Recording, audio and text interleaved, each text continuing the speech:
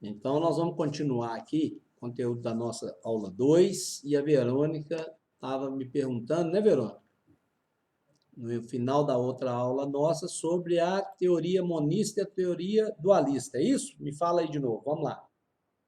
Pode falar. Pra que eu vou falar de novo? Verbaliza aí. A dúvida era sobre as duas teorias, correto? Isso, Vamos lá. as duas teorias. Vou tentar ser o mais simples e objetivo possível, tá? Porque a gente já vai falando, vai entusiasmando, fala muita coisa, mas vamos ao ponto. Inclusive, eu conversava, o Jamil também fez uma pergunta a respeito, e eu falava que eu, particularmente, acredito que é muito mais uma teoria mista do que uma ou outra, mas, didaticamente, você tem duas teorias. A teoria monista, que não é a teoria majoritária, ela é minoritária, e ela vai dizer o seguinte, que o direito processual, ele é um só. Não tem esse negócio de subdivisão, tá certo? Então, a ideia de quem defende essa teoria, chamada de teoria monista, é de que não há diferença que justifique dividir o processo em processo civil, processo penal e processo trabalho. De acordo com quem defende essa teoria, o direito processual é um só. E não tem nada que justifique falar que o direito do trabalho é um ramo autônomo, que teria uma estrutura própria, nem nada disso. Eles não defendem essa autonomia e essa estruturação instrumental pelo simples fato de ter uma justiça diferente, alguns prazos diferentes, etc. Já quem defende a teoria dualista entende, e essa teoria hoje ela é majoritária, entende que não. Entende o seguinte, veja bem, assim, uma autonomia que justifique, ok? Que justifique essa diferenciação. Ou seja, é justificada essa história de se ter uma divisão dos processos, ou seja, processo civil, processo penal e processo do trabalho, justamente porque o processo do trabalho tem autonomia, justamente porque o processo civil tem autonomia, justamente porque nós temos regulamentação própria, nós temos CLT, nós temos princípios, peculiaridades diferentes, enfim. A ideia é que a gente tenha efetivamente estruturas distintas dentro de cada divisão processual. Então, o que prevalece hoje é que o direito do trabalho ele é autônomo, ok? Com estrutura e organização específica. Aquilo que a gente conversava aqui com o Jamil, né, Jamil? Apesar do fato de que eu entendo que, na verdade, a gente tem tanto presença de um processo único, quando a gente fala que o processo, antes de tudo, ele é constitucional, como a gente também tem os elementos que dividem e que separam cada processo. Basta você olhar, por exemplo, a questão da justiça. A justiça do trabalho totalmente diferente da justiça comum, né? Os prazos do processo de trabalho. Vou entrar com recurso do processo de trabalho. Teve uma sentença, não concordo com a sentença. Prazo de recurso, 8 dias. CPC, apelação, 15 dias. É a mesma coisa? Não é a mesma coisa. Né? Então, assim, existem as teorias, mas na prática funciona dessa forma. A gente tem tanto questões que são ligadas a um processo único, por exemplo, constitucional, como também a questões ligadas à especificidade de cada ramo. Beleza? Ficou claro aí, senhores? Ficou, professor. Obrigada. Nada, vamos tocar o pau? Vamos prosseguir Essa, aí? professor, Oi.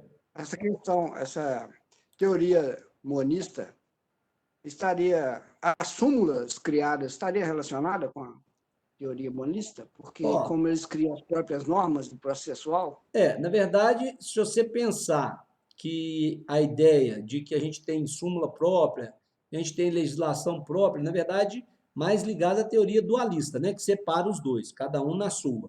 Então, seria mais ligada à teoria dualista, porque ela que prevê que a gente tem realmente estrutura própria. Então, nesse sentido, seria assim, entendeu? Agora, ligada à questão monista, seria a base constitucional. Quando eu falo em devido processo legal, isso se aplica a qual processo? Se aplica ao trabalhista, ao processo civil, Ao processo penal, se aplica a todos, né? Então, você vai encontrar elementos que são presentes em todos os 3 subsistemas e você vai encontrar elementos que são específicos de cada subsistema, né? Por exemplo, processo penal tem forma de defesa própria, processo trabalhista tem forma de defesa própria, processo civil tem forma de defesa própria, e nenhuma é igual a outra, né? Todas têm suas diferenças. Então, essa é a ideia, entendeu? Beleza? Claro? Podemos? Vamos lá. Olha só, senhores, direito processual do trabalho, como a gente já sabe, ele tem previsão constitucional. Nós temos o artigo 114 da Constituição Federal, que regula, inclusive, a questão da competência do processo de trabalho e da atuação do Poder Judiciário e Trabalhista. E nós vamos estudar aqui essa competência em espécie, tá? Vamos dedicar a aula, inclusive, específica sobre a questão da competência da Justiça do Trabalho e a competência do processo do trabalho, né? Então, nós veremos que a nossa competência, que a nossa atuação, que o papel e funcionamento da Justiça do Trabalho, ele é literalmente muito específico, bem disciplinado dentro de uma organização e de uma estrutura própria. Quando a gente fala em previsão constitucional, eu vou atentar os senhores para o seguinte fato: cuidado com bibliografia mais antiga ou livro mais antigo, porque nós temos a Constituição Federal lá no artigo 114, e aí fica a seguinte observação para os senhores pensarem nela. Toda vez que vocês forem consultar a legislação, façam uma consulta da legislação com base naquele site lá, pode pesquisar no Google, Planalto, escreve lá, Planalto CLT, Planalto Consolidação das Leis de Trabalho, Planalto... Lá vocês vão encontrar sempre a legislação atualizada, porque nós tivemos uma emenda constitucional, que é a emenda constitucional número 45 de 2004, que já não é tão nova assim, né?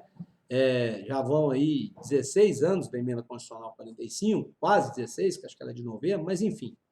E ela traz uma alteração grande ao artigo 114 e define os rumos da nova competência da Justiça do Trabalho. Então, atentem-se para que, quando for pesquisar a legislação, pesquisar a bibliografia, que seja o mais recente possível, ok? E esse artigo 114, com essa emenda constitucional 45, a nova redação que ele ganhou, ele define muito bem a competência do processo de trabalho. E, como eu disse, nós vamos estudá-la aqui em específico, ok? Vamos estudar isso aqui, vamos ter uma aula só sobre a competência. Uma outra coisa muito importante da gente ressaltar é as normas que regem o direito processual do trabalho. Senhores, a principal norma processual do Brasil é a Constituição Federal. Lá é que vocês vão encontrar os princípios fundamentais, todos eles, todos eles. Ampla defesa, contraditório, devido processo legal, tudo na Constituição Federal. Né? Fundamentação das decisões, artigo 93 da Constituição Federal, inciso 9, está lá. Né? Mas, além da Constituição Federal, nós temos no processo do trabalho o problema de não existir um código processual trabalhista. Nós não temos código de trabalho, nem temos código de processo de trabalho. Código penal, código de processo penal, tem. Código civil, código de processo civil, tem. Direito material e direito processual. Código civil, direito material. Código penal, direito material. Código de processo civil, direito processual. Código de processo penal, direito processual. E no trabalho? Consolidação das leis do trabalho, CLT. É direito material e é direito processual. Consolidação. Né? Consolidação é aquilo que, como o nome quer dizer, se reúne e consolida em um único texto. Olha só, eu tinha lá várias legislações trabalhistas no meu país, até 1943, normas esparsas, separadas, reúno todas as normas, faço um texto só, consolido essa legislação e tenho a CLT, Consolidação das Leis de Trabalho. E lá nós vamos encontrar direito material e direito processual. Só um registro é que ainda dá tempo, provavelmente nós teremos, sim, um Código Processual do Trabalho, um Código do Trabalho. É só uma questão de tempo, porque em 1963 foi proposto um projeto de lei nesse sentido ao nosso Congresso Nacional. Né? Então, senhores, é muito pouco tempo. Né? Muito pouco tempo. São só 57 anos, não deu tempo ainda dos deputados e senadores analisarem isso, porque 57 anos, afinal de contas, não dá para fazer um código, né? Aí também é querer demais. Você, como cidadão, querer que o deputado vai lá, o senador vai lá, em 57 anos faz uma lei, aí não dá, né? Então, vamos ter tempo e paciência, que pode ser que daqui mais 57 anos esse código chegue aí. Eu espero que os senhores estejam todos aqui para verem o código, né? Porque os nossos deputados e senadores estão trabalhando para isso, porque é a função deles. Então, é só ter um pouquinho de paciência que talvez isso vai sair, né? O projeto é de 63, como eu disse, 57 anos não é Ainda veio a nada. pandemia para atrapalhar tudo, né? O problema, eu acho que não há, Jamil, que o problema foi a pandemia. Você lembrou bem, Pandemia. agora está certo, é a pandemia. Senão eu já tinha saído. Vou até refazer meu comentário. Infelizmente, a pandemia atrapalhou, mas qualquer hora sai, né? Espera só a pandemia passar. Então, pessoal, Professor, e como que é feito, se não tem um código de processo trabalhista, de onde vem a fonte para fazer isso, para a gente fazer um processo?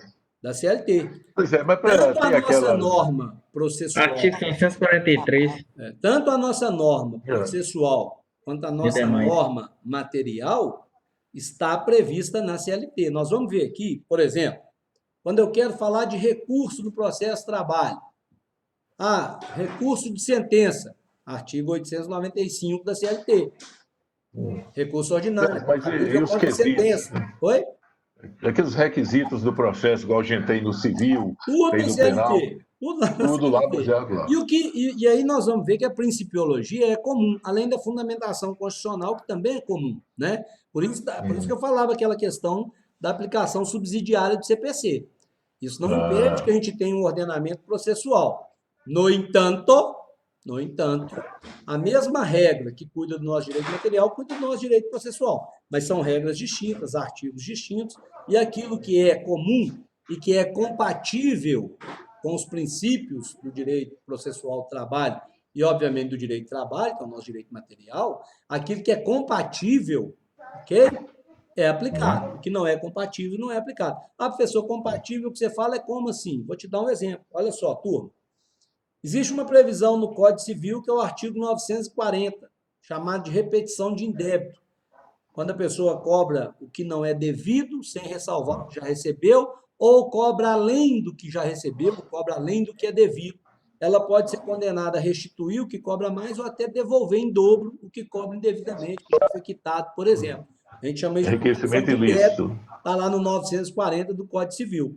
Se você fizer uma defesa trabalhista e pedir para aplicar o artigo 940 do Código Civil, repetição de indébito, para um reclamante que pediu, por exemplo, pagamento de férias mais um terço, e essas férias mais um terço foram quitadas, ou seja, o cara recebeu, sabe que recebeu, assinou o recibo como recebeu, ficou de férias, entrou na justiça e cobrou as férias. Se fosse processo civil, um contrato, né? Era repetição de indébito. Aí você pede isso lá no processo, você é advogado de empresa, você vai lá e pede, ó, excelência, aqui, ó. Paguei, ó o recibo. Nossa amiguinha aí está querendo um negócio que chama enriquecimento ilícito. Ele quer receber de novo as férias que ele já recebeu. Então, pede aplicação do 940, repetição de indébito. Pode não. É incompatível, chefe. Né? Tem que devolver em dobro também, como no Código Civil? Não, no processo de No trabalho CDC? não aplica. No processo de trabalho não aplica repetição de indébito. Por quê? Porque ela é incompatível com o princípio da proteção. Não, certo. Deixa eu te explicar. O empregado pediu as férias de novo, apesar de ter recebido, não foi de má fé nem para enriquecer ilicitamente, não. Foi porque ele não foi suficiente, ele não sabia, né?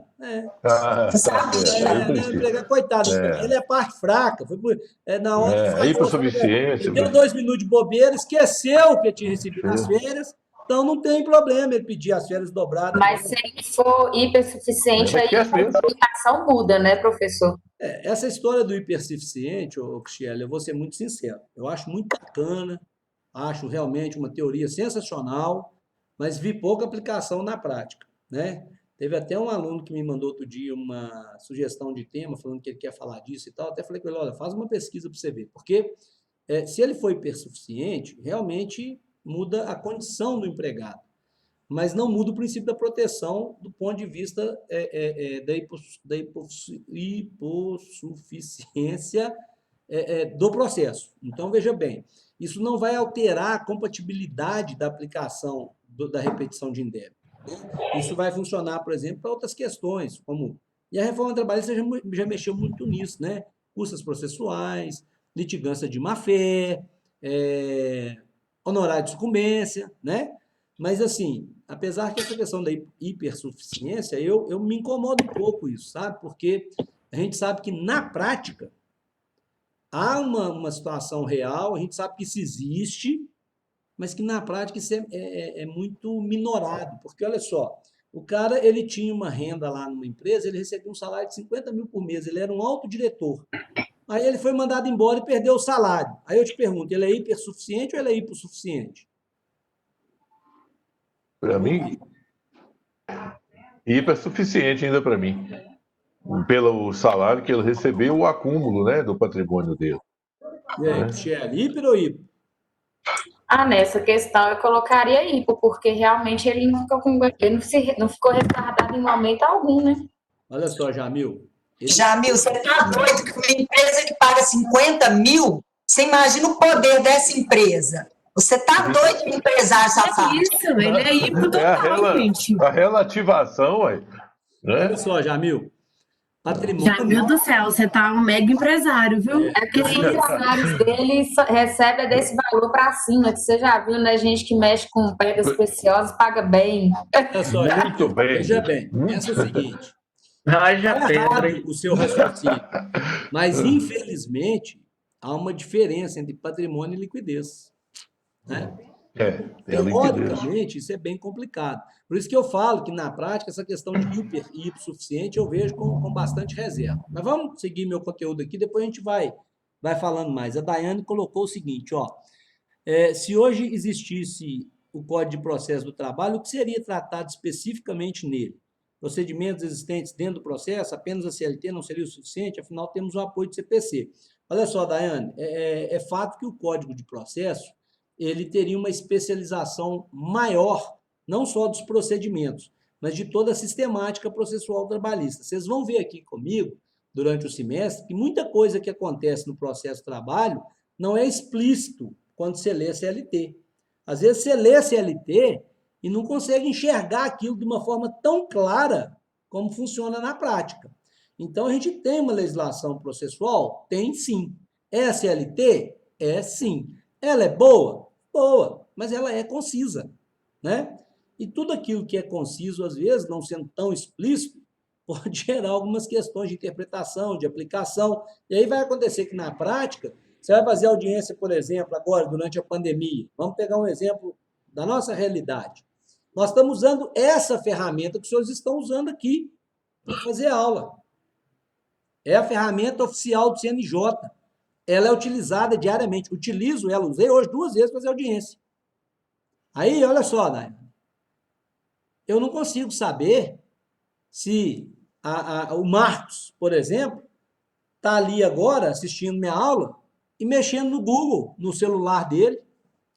Não dá para ter a garantia, né, que a Maria de Socorro está ali, ó, comigo aqui na aula, eu estou vendo ela aqui, olha ela ali. E ela não está com a televisão do lado, assistindo a Tereza Cristina, mas o Clodoaldo Valério, né? Não dá para saber, né? Adivinhei, né? Brincadeira. Muito bem, aí é uma participação especial. Olha só, então observa, existem situações específicas, né, que a prática vai determinar diferenciações. Então, você vai encontrar, porque eu estou dando esse exemplo da pandemia, você vai encontrar juiz que fala assim, eu não faço audiência de instrução telepresencial, nenhuma. Adia todas, porque eu não tenho garantia de rigidez da prova, eu não tenho garantia de incomunicabilidade das testemunhas, eu não tenho nem a garantia de que as testemunhas não estão no mesmo local físico, por exemplo, que o advogado da parte, ou que elas não estão com um caderninho com pergunta e resposta. Não, mas aí não. Presume-se a boa-fé. Difícil, né? Eu acho difícil. Todo mundo, para mim, tem boa-fé até que se prove o contrário. Mas, infelizmente, a minha profissão e a minha experiência de advogado me leva a acreditar, né? Me leva a acreditar que, infelizmente, um ou outro pode querer aproveitar da situação. Né? Infelizmente. Então, observa. Então, você vai achar juiz que não faz nenhuma audiência de instrução telepresencial. E você vai achar outros que não quer saber, quer fazer e pronto. Não quer nem ouvir precatória. Ah, a testemunha para ser ouvida lá em Paracatu. Manda ela entrar no link aí, ó, que eu vou perguntar ela aqui. Tem nada de precatória mais. Talvez um código com uma norma mais específica resolveria esse tipo de questão, né? Tipo de exemplo, entendeu? Então, o código, sem dúvida nenhuma, ele é uma norma mais completa, mais específica, mais rica, mais ampla. E aí, nesse caso, o CPC, de fato, ele é um apoio, tá, Daiane? Mas ele é só um apoio. Nós sempre buscamos, primeiro, a aplicação da norma trabalhista. Depois, a adaptação dessa norma com base nos princípios. E só se não tiver jeito, se não for incompatível com a principiologia, é que nós aplicamos o CPC subsidiariamente. Beleza? Beleza. Então, vamos lá. Senhores, caminhando aí. Nós temos esse problema de não ter um código, nós temos a Constituição Federal, nós temos a consolidação das leis do trabalho, que é a CLT, e temos as demais legislações, são a legislação ordinária, delegada, complementar, que são aplicáveis ao processo de trabalho, e veremos elas aqui oportunamente em cada tópico da disciplina, né? Mas é fato que a nossa norma principal processual é Constituição e CLT. CPC apenas subsidiário. E aplicação do CPC com cautela, porque tem que ser compatível com a principiologia do direito, tanto do trabalho como do direito processual do trabalho. Beleza? Conflitos trabalhistas. Se nós estamos falando aqui de processo, e se nós já falamos, vocês estão de saco cheio não pode falar não, né? Ainda mais gravando, vocês já estão com a cabeça cheia, né? De que processo é só instrumento. Professor, já sei, processo é meio pela qual resolve os conflitos, garante, dá efetividade ao direito. Beleza, se é isso, senhores, nós temos que falar dos conflitos que o processo de trabalho soluciona. E esses conflitos, eles são individuais, coletivos ou difusos. Mesma coisa dos outros processos. Individuais são aqueles conflitos que envolvem questões, relações entre as pessoas, pessoa física, jurídica, empregado, empregador, prestador de serviço, tomador de serviço, ou seja, contrato de trabalho, a pequena empreitada, né? Aquilo que é ligado à prestação do serviço, aquilo que é ligado a quem toma o serviço, o empregado, o empregador, contrato de trabalho, não recebi uma hora extra, não depositou meu fundo de garantia, né? Não fez o pagamento das férias, do 13º, conflito individual. Os conflitos coletivos, que são aqueles que envolvem as categorias. Olha aí o professor Marchiori aí, ó, né? Maria de Socorro. É ele que ensinou isso para nós? Direito coletivo do trabalho. Direito coletivo, aquele que tem a atuação das categorias. Nós temos duas categorias. Categoria econômica, categoria profissional. Categoria econômica representa o capital, os empregadores. Empreendedores, igual Mubarak. Falei certo aí o nome ou não? Pessoal do dinheiro. Aquele tanto de empresa, tanto de empregado, tal. Categoria econômica, senhores, é a categoria que representa o interesse do capital, que representa os empregadores. Sindicato dos Empregadores no Comércio de Belo Horizonte. E a categoria profissional, que é aquele que representa a mão de obra, o empregado. Sindicato dos Empregados no Comércio de Belo Horizonte. Então, nós temos categoria econômica do capital empregador, categoria profissional da mão de obra do empregado. E toda vez que há um conflito onde atuam essas categorias e esses interesses, nós temos a figura do direito coletivo. Pode ser com solução por negociação, um acordo coletivo, determinada empresa, com determinado sindicato, para regular uma questão ali, né? Por exemplo, uma grande empresa lá, igual a Uzi Minas, né? Da metalurgia, ela vai fazer um acordo coletivo com o sindicato para garantir determinadas questões para os empregados da Uzi Minas. É normal isso, empresa grande, né? Convenção coletiva de trabalho vai definir regras, benefícios para todo tipo de empregado dentro daquela categoria profissional, ligada a outra categoria econômica, os empregados do comércio de Belo Horizonte. Eles aprenderam isso aí, convenção coletiva entre os sindicatos que representam, de um lado, os empregados, do outro lado, os empregadores. São conflitos coletivos. E se não der negociação, turma? Aí eu tenho o dissídio coletivo. Ação. Reclamação na justiça. Né? Conflito do ramo coletivo do trabalho. E eu tenho ainda os conflitos que têm natureza difusa. São aqueles sujeitos, por exemplo, à ação de cumprimento, à ação civil pública. E aí nós temos uma figura no processo de trabalho que também existe nos outros processos, que chama Ministério Público. No nosso caso, MPT, Ministério Público do Trabalho, que faz parte do Ministério Público da União. Lei Orgânica do Ministério Público da União, a LOMPU. Ela regula a atuação, a competência, divisão, estrutura do Ministério Público da União. E lá, dentro do Ministério Público da União, nós temos os procuradores, não são promotores, tá, gente? Promotor é da Justiça Estadual, ok? Justiça Federal, o nome é procurador, beleza? Então, o Ministério Público da União tem procurador. Procurador do Trabalho faz parte do Ministério Público do Trabalho. E o artigo 83 da Lei Orgânica do Ministério Público da União, da LOMPU, regula a competência, atuação, etc., desses procuradores do trabalho. E eles cuidam desses interesses difusos. Inclusive, são legitimados a entrar com ação civil pública. Quantas vezes vocês já ouviram falar, por exemplo, que de uma fiscalização? A fiscalização ela é feita, só para a gente fazer um corte aqui, né? Ela é feita pelo Ministério Público, pelo Ministério do Trabalho, que não tem nada a ver com o Ministério Público. Quem faz a fiscalização é o Ministério do Trabalho. O Ministério do Trabalho é órgão do Poder Executivo. Aí ele vai lá, autua uma empresa, vê que uma empresa está cumprindo a norma trabalhista, autua essa empresa, isso pode virar, por exemplo, um procedimento perante o Ministério Público do Trabalho. O Ministério Público do Trabalho pode chamar a empresa lá e propor um TAC. Vamos formar um TAC, termo de ajustamento de conduta? Passa a pagar hora extra para os seus empregados. Vamos formar um TAC? Vamos fazer um TAC aqui? Passa a depositar fundo de garantia dos seus empregados. Né? Se você fizer o TAC, ótimo, você evita a ação pública, ação civil pública. Se você não fizer o TAC, eles entram com a ação civil pública. Se você fizer o TAC e descumprir o TAC, eles entram com a execução do TAC. Né?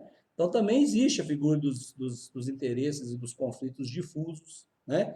Que são esses representados por essas questões que envolvem ações de cumprimento, ação civil pública, etc. E é isso, agora. Oi. Quem? Uma perguntinha antes. Eu, Verônica. Quem? Sou eu, a Verônica. Então, isso. Oi. Quando tem esses conflitos difusos, são aquelas situações em que abrange todo mundo e não só uma pessoa específica ou um sindicato? Estão ligados, por exemplo, à meta individual, a todo tipo da categoria, tá certo? A uma classe inteira, a empregados, por exemplo, de uma empresa. Olha só uma situação. Eu tive, muito bem, viu, Carla? Estou gostando de ver esse exemplo aí, tá? Estou te vendo aqui, dei valor aí no ambiente que você está, viu? Eu não sei que você tenha colocado um fundo de tela aí para me sensibilizar, mas se não foi isso, parabéns, tá? Gostei de ver. Ó. Não, professor, eu estou chegando, estou indo embora do serviço mesmo. Dei valor, tá? Do busão.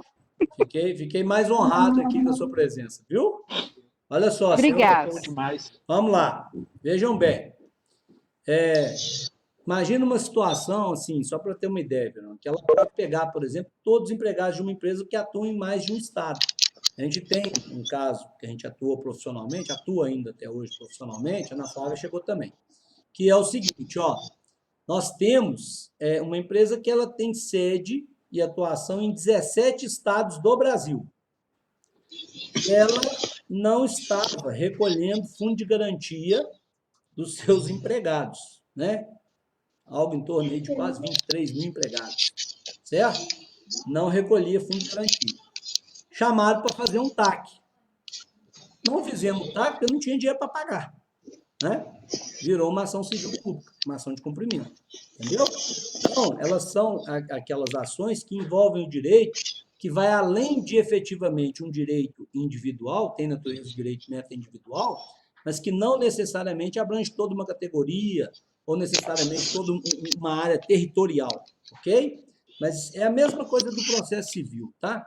Mesma ideia do processo civil, não muda não, beleza? O que muda é que a origem do direito é trabalhista, tá bom? Vamos lá, senhores. Já que eu tenho esses conflitos, eu preciso ter também meios, formas de solucionar esses conflitos. E no processo de trabalho, nós temos 3 meios de solução, tal como nos outros processos, mas no processo de trabalho especificamente, tal como no processo civil, né? O processo penal é um pouco diferente. Vamos colocar tudo no mesmo balaio, não, para não confundir. Mas no processo do trabalho, que é o que interessa aqui, nós temos 3 meios de solução de conflito, que são a autodefesa, né? Os senhores lembram, senhores, do que vem a ser a autodefesa? Me chamou para me chamar? Sim ou não? Alguém lembra? Professor, eu não estou conseguindo escutar. Meu tá dando muito eco, meu som. Gente, desliga aí o microfone, por favor. Tem alguém? Tá ruim o som. Eu estou aqui, senhores, até desligando o som de todo mundo, aí eu vou pedir o seguinte, para a gente tentar combinar assim, só abrir o microfone quando for falar, beleza? Tem um comando aqui que eu estou desativando o som, mas estão ligando de novo, talvez até sem querer, mas enfim, vamos lá. Olha só, vocês lembram da chamada autodefesa? Vou lembrar aos senhores aqui um caso de autodefesa. Autodefesa no processo civil ou no direito civil, ligado, por exemplo, à posse e propriedade. Quando você tem um imóvel, alguém vai lá e começa a edificar no seu imóvel.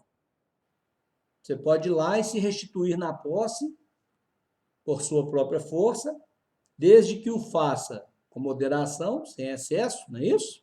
E nos limites da lei. Chega lá com a marreta, derruba o barraco do cara e pronto, né? Mas derruba só o barraco. Dá a marretada só no barraco, né? Autodefesa. Lembram disso? Muito bem. O processo de trabalho, ele reconhece o meio de solução de autodefesa, desde que nos limites da lei. Sabe qual que é? A greve. Aqui, ó. Eu quero aumento de salário, nós queremos aqui uma condição melhor de trabalho. Não tem condição melhor de trabalho, não. Não tem, não? Então, vamos cruzar os braços, né? A greve é considerado um meio de solução de conflito de autodefesa. Os empregados se organizam, paralisam a produção para tentar negociar uma condição melhor de trabalho. E quem sabe, com isso, eles conseguem uma composição com o empregador e conseguem atingir algum objetivo. É possível. E nós reconhecemos, se for no limite da lei. Agora, se for com excesso, aí não. Nós já tivemos aqui casos de, os senhores conhecem, né? Casos, por exemplo, em que o Tribunal Regional do Trabalho é acionado porque é um abuso no uso do direito de greve.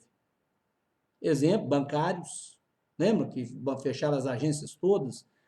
Só entrou, algumas entidades entraram na justiça, o sindicato dos empregadores entraram na justiça, no TRT, a greve foi considerada abusiva, teve que abrir um número mínimo de bancos. Aconteceu também com rodoviários, pessoal motorista de ônibus, né? A turma dos motoristas resolveram parar o transporte coletivo, houve um procedimento judicial, tiveram que retomar uma atividade mínima, um número mínimo de cargo, horário, etc. Então, a greve ela é um meio de solução de conflito de autodefesa, mas desde que seja no limite da lei. Perfeito? E na outra mão, professor, qual a autotutela aí dos empregadores?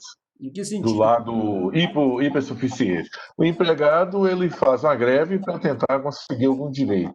E no caso de uma empresa tentar conseguir alguma coisa que está desfavorável a ela, não tem como fazer greve. Não, no caso do processo de trabalho não há nenhum elemento nesse sentido, não, pelo contrário.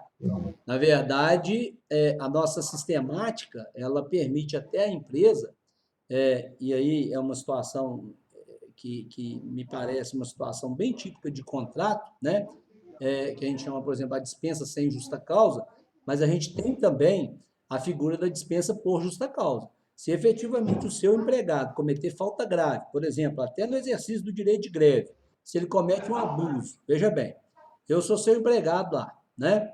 Cometo um abuso lá no meu exercício do direito de greve.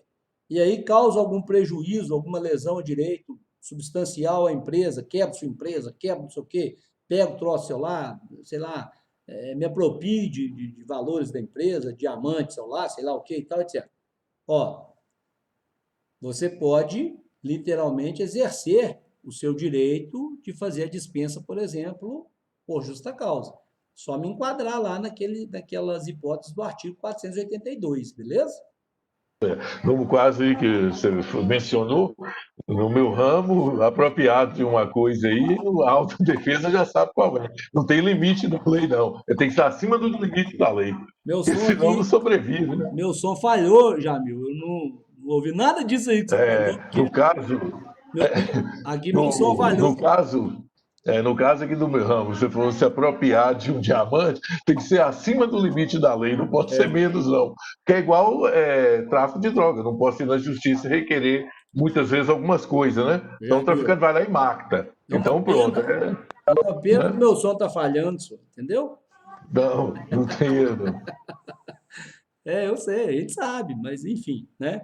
Mas não é só no seu ramo, não, velho. Imagina em outros também, transporte de valor, etc. Tem coisa que é complicado. Mas aí, teoricamente, sabe o que você pode fazer? Você pode dar uma justa causa no cara, que beleza. Não, isso é só teoria, só teoria. Mas Não você existe. tá dando justa causa, olha que bom. Resolve o problema. Cara, Isso só acontece lá pro lado do Oriente Médio, não tem nada a ver comigo, não. Jamil é terrível. isso eu tenho certeza, tá, Jamil? Isso eu tenho certeza. É claro, tem certeza. Olha só, senhor. No caso quando você coloca, né, dentro dessa perspectiva da visão do empregador, né, qual seria o poder de autodefesa dele, entraria aquele princípio que ele tem, eu até esqueci o nome, gente, alguém me ajuda aí? Ô, Cristiane, só deu uma embolada no som aqui. Só fala um pouquinho mais calmo para eu entender. Entraria o princípio do quê? Então, eu esqueci o nome do princípio, vou procurar aqui, mas é o princípio que dá poder ao empregador de tomar decisões, alterações, entre aspas, no contrato de trabalho. Variante. Isso. Muito bem. Você está falando aí do poder diretivo do empregador, né? Vocês aprenderam os poderes do empregador, é isso? Isso. Tá. E você está falando que entraria esses poderes do empregador em qual sentido? Que eu não entendi. Dentro dessa ideia da autodefesa, poderia se aplicar? Mais ou menos, sabe por quê? A autodefesa é quando o conflito está instaurado. Agora, a alteração contratual, porque veja bem, se o empregador utilizar o poder que ele tem, o poder do empregador, para fins de alterar a condição de trabalho, ou qualquer coisa do tipo, que ultrapasse o limite da lei, não vai ser considerada autotutela, porque nós temos uma previsão específica no direito material, provavelmente vocês estudaram quando estudaram contrato de trabalho, que é aquela do artigo 468 da CLT, que fala que a alteração contratual para o empregado, ela, além de ter mútuo consentimento, ela não pode ser lesiva, entendeu? Então, não é muito caso, não. Aqui, muito mais ligado a quando existe um conflito e se busca a solução desse conflito, tá certo? E um conflito que não seja uma questão negocial, só propriamente dita negocial, né? Porque, por exemplo, poderia ser um exemplo da utilização do poder diretivo quando eu quero promover um empregado, né? Então, eu tenho um empregado que ele é vendedor e eu quero promovê-lo, por exemplo, a supervisor ou a gerente e tal, que é o jus variante, que acho que foi a Verônica que lembrou o nome aí, mas que, na verdade, é o poder diretivo do empregador.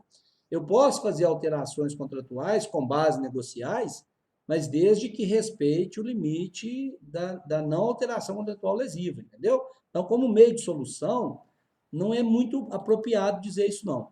Na verdade, aqui, a autodefesa ela é muito mais ligada àquela ideia de quem quer tentar resolver um conflito e que quer utilizar esse meio de solução para fazer cessar, aspas, o problema ou, vamos dizer assim, o conflito existente naquela relação, né? Não simplesmente para alterá-lo, para modificar e tal, etc. Entendeu? Ficou mais claro? Melhorou aí? Beleza. A autocomposição, senhores, é outro meio de solução de conflito, né? Que é quando as partes buscam a conciliação por si. aqui nesse aspecto, a gente tem algumas evoluções do direito do trabalho e, obviamente, do processo de trabalho. A lei que em 2000, 9958, 9957 de 2000 instituiu o procedimento sumaríssimo, nós vamos falar dele. A 9958, ela trouxe para o direito do trabalho uma previsão que são as chamadas comissões de conciliações prévias. Não sei se os senhores já ouviram falar nessa comissão de conciliação prévia. Existem sindicatos que mantêm essas comissões de conciliação prévias e, quando há um conflito entre empregado e empregador, eles procuram essas comissões nos sindicatos e os sindicatos eles propõem negociação entre esse empregado, entre esse empregador, para tentar resolver aquele problema que está instalado ali, né?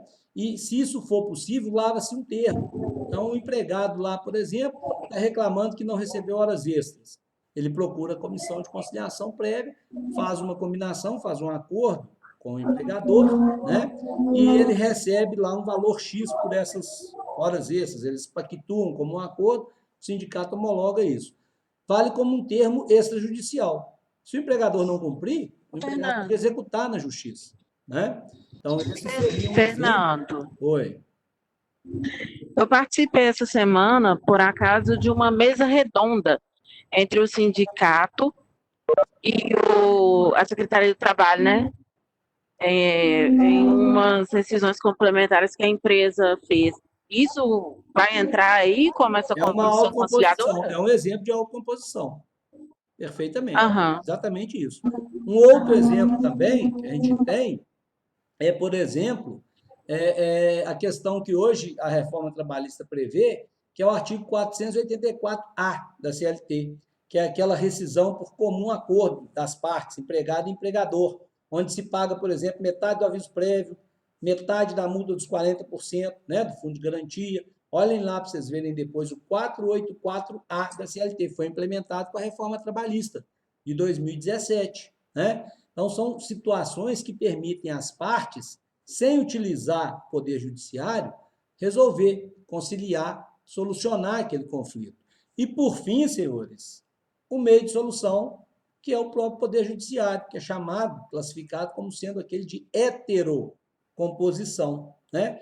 Heterocomposição nada mais é do que solucionar o litígio através da intervenção do poder judiciário, na justiça. Tá certo? Então... Pessoal, Oi. nesse caso, o que acontece? Assim, na prática, eu já vi muitas situações, na verdade, a maior parte delas, quando é uma causa pequena, né, uma discussão, quando é uma ação individual, por exemplo, né, porque eu sempre vejo que existe um acordo, a maior parte das vezes eu Nós já vamos vi falar dos princípios e você vai ver que o princípio da conciliação é um dos grandes princípios que norteiam o processo de trabalho. A conciliação, ela se visa, se busca a conciliação em todo momento. Ah, entendi. O que acontece? Eu canso de ver quase totalidade das ações dos processos que eu já assisti. Sai muito acordo. Isso é verdade. Acontece muito acordo. Agora, olha só. Quando eu falo de autocomposição, é acordo pelas partes. O acordo na justiça, ele faz parte da heterocomposição. Ele é um acordo judicial. É isso que eu ia te perguntar. Ele é um acordo judicial. Então, a solução é heterocomposição é judicial, porém via acordo, beleza? E nós vamos estudar sobre o acordo aqui em detalhes, tá? Olha só, já me avisaram aqui de novo. Nós temos 1 minuto e meio para encerrar. Senhores, vocês têm mais alguma dúvida? Alguém quer fazer alguma ponderação? Está tranquilo aí o conteúdo? Nós estamos conseguindo interagir? Eu quero perguntar. Oi? Eu, Verônica, quero perguntar. Tá. Vocês querem sair e entrar de novo para a gente matar as dúvidas? Com mais calma, com mais tranquilidade? Querem fazer isso? Porque vai acabar daqui, ó. Vai acabar com 44 segundos. Vamos encerrar aqui, vamos voltar e vamos tirar as dúvidas? Pode ser? Pode ser, Verônica? Pode ser. Então, vamos sair, eu vou voltar e fico à disposição das dúvidas, tá bom? Vou encerrar a gravação aqui agora. Até já, então, tá, gente?